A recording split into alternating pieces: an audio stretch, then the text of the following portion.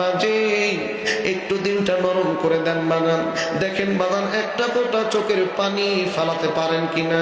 আমার ভাইরা বন্ধুগণ, আপনারা তো আপনাদের দেহের ময়লা কত ভাবে আপনারা পরিষ্কার করার জন্য ঘন্টার পর ঘন্টা পানি ঢালেন। দেহের ময়লা পরিষ্কার করার জন্য কত সাবান দিয়ে শ্যাম্পু দিয়ে আপনারা কসলান পরিষ্কার করার জন্য। কিন্তু বন্ধুরে, এই কলমের ভিতরে আজকে প্রায় 20 বছর, 30 বছর, 50 বছর, 60 বছর, 70 বছর পর্যন্ত গুনাহ করতে করতে অন্তরটা দিলটা কালো বানায় ফেলাইছে। অন্তরটা আমরা ময়লা করে ফেলাইছি, গুনাহ দিয়ে ময়লা জমে আছে। এরে বাজান, এই ময়লাগুলো কেমনে পরিষ্কার করবেন? এক ফোঁটা ময়লা পরিষ্কার করার জন্য কত ঘন্টার পর ঘন্টা আপনি পানি গায়ের মধ্যে ঢালেন, পুকুরে গোসল করেন, ঝর্ণা ছেড়ে দেন। কিন্তু এই কলবের ময়লা, এই কলবের ময়লা আপনি কেমনে পরিষ্কার করবেন রে বাজান? এ বাজান,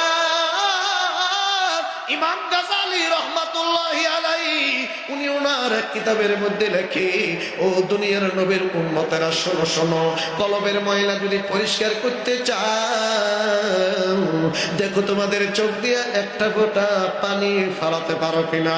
তোমার এক ফোঁটা চোখের পানি, তোমার এক ফোঁটা চোখের পানি নাকের ডগায় পড়ার পূর্বে আল্লাহ তোমার জীবনের গুনাহ মাফ করে দিবে। এ বাজান, আমরা গুনাহগার, গুনার বোঝাই আমাদের মাথার মধ্যে নিয়ে আসি। কোন সময় জানি চলে যাওয়ার ডাক চলে আসে রে বাজান। ওই যে মসজিদের খাটলিটা গিয়া দেখেন, ওই খাটলিটা জানি কার ঘরের দুয়ারে চলে আসে আমাদের জানা নাই।